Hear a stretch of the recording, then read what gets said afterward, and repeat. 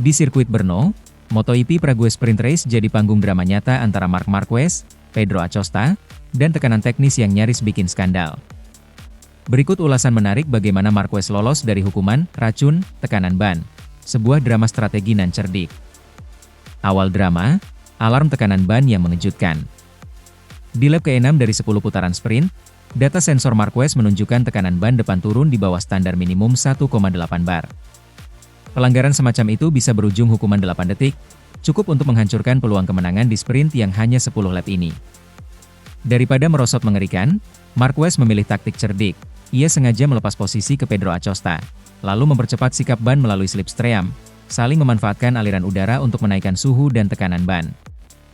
Strategi brilian, turunkan kecepatan, lalu jemput kemenangan. Saat ia menepi dari posisi pertama, Marquez melakukan blunder strategis. Rombongan pernah puncak diserahkan kepada Acosta. Namun dia memilih bertahan di belakang, menghemat tekanan ban dan memeriksa kembali kondisi sensor. Begitu tekanan kembali normal, satu putaran sebelum finish, Marquez melesat kembali di depan, finish 0,798 detik ahead. Mix antara keberanian dan kebijaksanaan, Marc sadar satu putaran terlalu cepat bisa kena penalti, tapi dia juga tak mau kehilangan momentum irama balap. Investigasi, klarifikasi, dan hasil final. Pasca lomba, tim Stewards FIM langsung melakukan investigasi. Namun hasilnya mengejutkan, sensor tekanan balap mengalami kesalahan teknis, bukan kesalahan Marquez. MotoGP pun mengumumkan, tidak ada penalti, hasil kemenangan tetap sah. Ternyata, sistem pemantau di Race Direction salah membaca batas tekanan. Reaksi lucu Baby Alien. Saat diwawancarai, Marquez berkata santai. Saya bahkan tidak tahu sedang diinvestigasi di Parc Ferme. Begitu podium, baru tahu. Ia tampak percaya diri. Saya yakin tekanan sudah aman saat masuk slipstream. Tidak ada drama. Moladin, 9. Pendekatan pragmatis ini menjadikan skor nervus sempat berantakan, malah justru bikin publisitas makin menarik. Studi kasus, saat teknologi dan strategi bersanding. Drift tekanan ban ini bukan pertama kali menimpa Marquez. Tahun lalu di Thailand, ia juga harus menyusul dirinya sendiri demi menghindar penalti sebelum akhirnya tetap menang.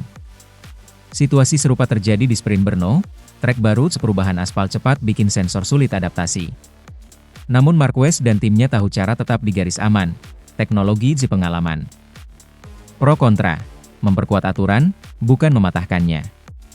Beberapa pengamat MotoGP menyayangkan aturan teknis ini malah mengganggu arus balapan dan menciptakan drama sensor semestinya teknis, bukan strategi.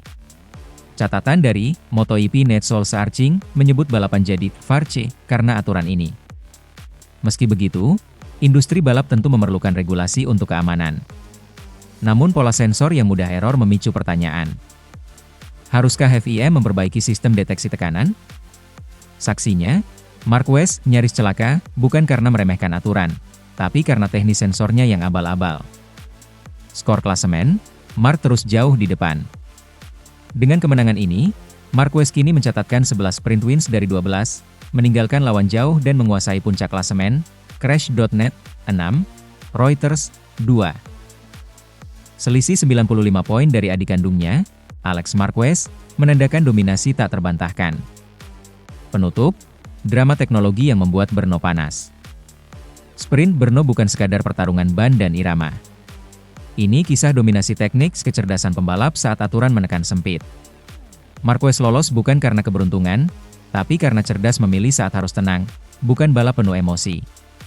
Untuk MotoGP 2025, kemenangan ini mengingatkan, cerita terbesar tak selalu soal siapa tercepat, tapi siapa yang bisa mengelola tekanan, di lintasan maupun sesi teknis, secara canggih. Sementara itu, Pedro Acosta kian menyala di MotoGP Ceko 2025, ancaman nyata untuk para senior. Pedro Acosta kembali menunjukkan kualitasnya sebagai calon juara dunia masa depan di seri MotoGP Republik Ceko 2025. Bertarung di sirkuit Brno, pembalap muda Spanyol ini tampil luar biasa sepanjang akhir pekan. Di sesi latihan, Acosta sudah menunjukkan kecepatan konsisten, dan saat sprint race, ia bahkan sempat memimpin jalannya balapan sebelum akhirnya finish di posisi kedua, hanya terpaut tipis dari Marc Marquez. Performa impresif ini menegaskan bahwa Acosta bukan lagi sekadar rookie yang belajar di tengah para senior, melainkan sosok penantang serius. Meski baru musim penuh pertamanya di kelas utama, gaya balap agresif namun cerdas menjadi ciri khas Acosta yang mulai menuai hasil. Dalam wawancara pasca balapan, Acosta mengaku puas dengan hasil di Brno. Ia menyebut terus belajar dari para pembalap top seperti Marquez dan Pecco Bagnaia, namun juga siap membuktikan bahwa dirinya mampu bersaing di level tertinggi. Dengan kematangan yang makin berkembang, tak sedikit pengamat yang memprediksi Acosta akan mencetak kemenangan perdananya dalam waktu dekat. MotoGP kini memiliki bintang muda baru yang siap merebut panggung utama. Sementara itu, kemenangan Marc Marquez, racun, baru MotoGP yang buat Ducati terancam overpower. Marc Marquez kembali membuat geger di paddock. Saat pembalap lain masih bersaing ketat, Marquez justru kembali dominan habis-habisan, menetapkan kemenangan demi kemenangan bersama Ducati. Namun tak semua orang terpesona. Sejumlah pengamat bahkan menilai dominasi ini justru racun bagi keseimbangan kompetisi MotoGP. Dominasi, baby alien, yang jadi problem? Sejak bergabung dengan Ducati Lenovo Team awal musim 2025, Marquez seperti mendapatkan kembali alien mode masa jayanya. Statistik pun berbicara, perolehan 344 poin hingga seri sirkuit Sachsenring, itu unggul 83 angka atas Alex Marquez dan 147 poin atas Francesco Bagnaia. Kemenangan beruntun ini tidak hanya mengukuhkan posisi Marquez di puncak, tapi juga memancing kekhawatiran. Salah satu pengamat menyentil, dominasi sejati bukanlah pertanda bagus jika kompetisi jadi kehilangan ketegangan. Kemenangan Marc itu racun untuk MotoGP, tegas mereka, membawa perspektif berani tentang risiko dominasi berlebihan. Dalam olahraga seperti MotoGP, persaingan yang ketat adalah bumbu utama. Fans ingin drama, bukan pemenang yang abadi. Ketika satu nama terlalu mendominasi, buzz dan antusiasme penonton bisa menurun. Apakah Ducati salah? Di sisi lain, Ducati tengah berada di puncak kekuasaan mesin dan aerodinamika. Loris Capirossi, legenda Ducati, menyatakan bahwa kehebatan Marc bukan semata ambisi, melainkan karena efisiensi motor yang luar biasa. Bilang kalau Marc menang karena motornya hebat, itu tidak paham motor, bilang Capirossi. Ia menegaskan bahwa keahlian Marquez memanfaatkan kecepatan motor menjadi kunci nyata kemenangan. Namun, pengamat lain bergeser menyalahkan Ducati, menghadirkan performa super ini bukan sekadar dukungan teknologi, tapi terkadang malah menciptakan dominasi yang tak sehat. Mereka menyindir bos Ducati yang ingin mengikat Marquez sampai pensiun. Antara respek dan kekhawatiran. Mengakui kekuatan teknologi Ducati, banyak pihak memberikan respek pantas. Marquez bisa saja unggul bukan cuma karena motor, tapi karena sinergi dengan Ducati berjalan mulus. Namun, sinyal dominasi seperti ini juga memunculkan kekhawatiran. Pengamat riset balapan memandang, jika satu pabrikan terlalu unggul, imbasnya terhadap pengembangan tim lain sangat besar. Fans bisa bosan, level persaingan turun, sponsor bisa menarik minat mereka ke tempat yang lebih kompetitif. Reaksi Marc Marquez. Si baby alien, sejauh ini enggan bereaksi berlebihan terhadap anggapan racun. Kepada media, ia hanya menegaskan fokusnya sederhana, balapan. Saat ditanya soal kritik tersebut, Marc menanggapi ringan, "Saya datang ke lintasan bukan untuk bikin kontroversi. Saya mau perform, dan itu sudah cukup." Sekali lagi, gaya khas Marc, fokus tanpa basa-basi. Namun di balik statement santai itu, Edward Marquez, manajer dan juga ayah Marc, mengaku bangga. Marc adalah pembalap modern. Dia sama-sama menghargai teknologi dan skill personal, ujar Edward dalam wawancara terbatas. Menggoyang keseimbangan MotoGP. Apa yang terjadi saat ini boleh jadi sinyal kuat, MotoGP memasuki era baru, di mana superioritas Ducati dan Marc bisa jadi penanda pergeseran besar dalam strategi tim lain. Skenario terburuk?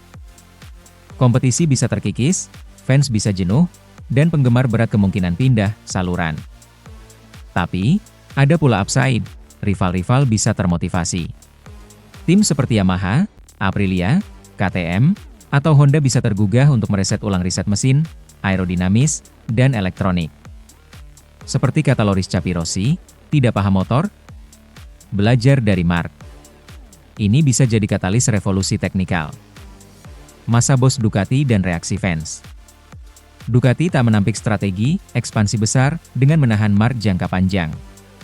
Bos Ducati, Gigi Dall'Igna, disebut siap membawa pembicaraan kontrak sampai pensiun. Ini semakin menguatkan posisi Ducati sebagai rival terkuat. Fans mengambil dua arah. Supporters Ducati merayakan, Sementara fans oposisi mulai mengeluhkan betapa matchmaking balapan terasa tidak adil. Di media sosial muncul tagar Too Much Ducati, Bring Back Balance, hingga Marquez Take It Easy, menyerukan agar kompetisi tetap hidup. Reaksi pabrikan lain. Tim Yamaha menegaskan akan kembali ke reset fairing dan chassis, sementara KTM digosipkan akan memperkenalkan upgrade agresif sebelum paruh musim. Aprilia dan Honda juga bekerja sama dengan pemasok elektronik untuk mengejar ketertinggalan. Fakta ini memberi harapan, jika Ducati saat ini terlalu unggul, tidak berarti tanpa lawan.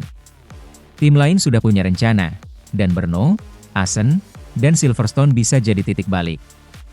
Penutup, antara dominasi dan drama. Kemenangan Marc Marquez saat ini memang racun bagi MotoGP, namun juga bisa jadi katalis untuk era baru kompetisi. Fan favorit bisa kehilangan ketegangan jika balapan jadi monoton, tapi di sisi lain, dominasi Marc bisa menginspirasi tim lain untuk berbenah. MotoGP 2025 kini bukan hanya soal siapa balapan cepat, tapi soal siapa mampu mengakselerasi inovasi dan menyeimbangkan persaingan. Jika Ducati terlalu jauh di depan, persaingan pun tidak tinggal diam. Akhir pekan ini di Brno, dan seri berikutnya, akan menjadi penentu. Apakah Marc akan terus naik tinggi, atau justru dominasi ini yang membangkitkan semua rival agar bangkit? Sementara itu, di balik comeback Jorge Martin, nasihat bijak Marc Marquez yang jadi kunci Brno. Brno, Republik Ceko, sirkuit Brno minggu ini dipenuhi energi positif.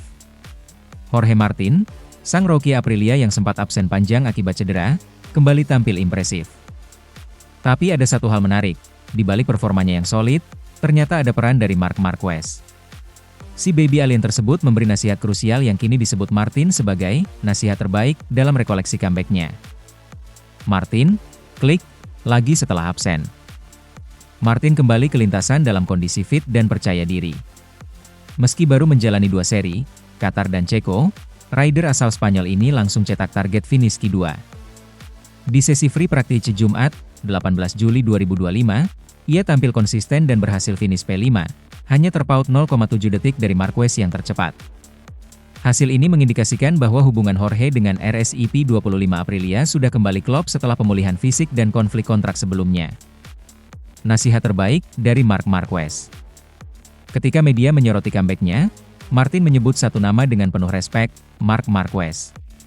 Dalam sesi wawancara, ia mengungkap bahwa sang rival Ducati ini ikut memberi dukungan melalui pesan singkat. Nasihat utama dari Marc: jangan mengambil keputusan apapun soal masa depanmu saat kamu cedera.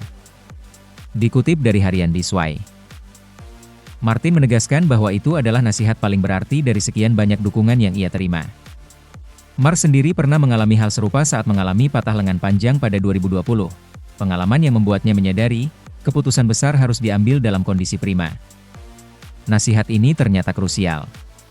Selain menguatkan mental, ini juga membantu Martin mengambil keputusan tegas soal tetap bertahan di Aprilia hingga 2026 dan melepas rencana klausul performanya.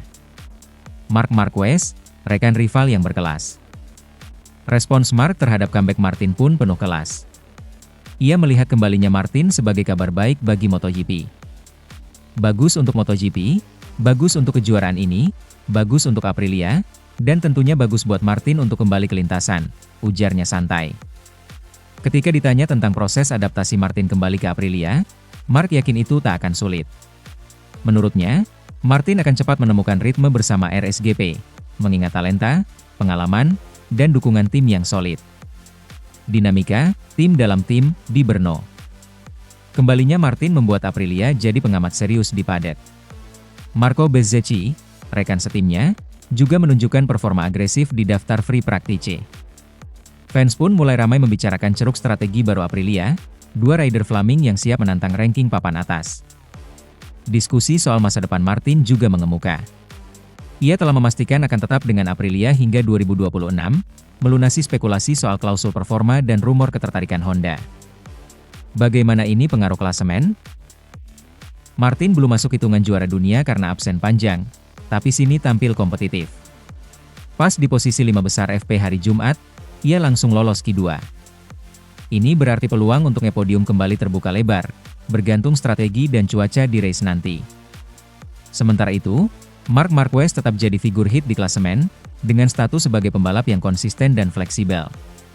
Namun kini ia diingatkan pentingnya menjaga co-driver di paddock. Hubungan si rival bisa jadi support sistem tak terduga. Atmosfer balap semakin seru. MotoGP Ceko di Brno minggu ini jadi panggung reuni rival sekaligus momentum perilisan potensi baru Martin.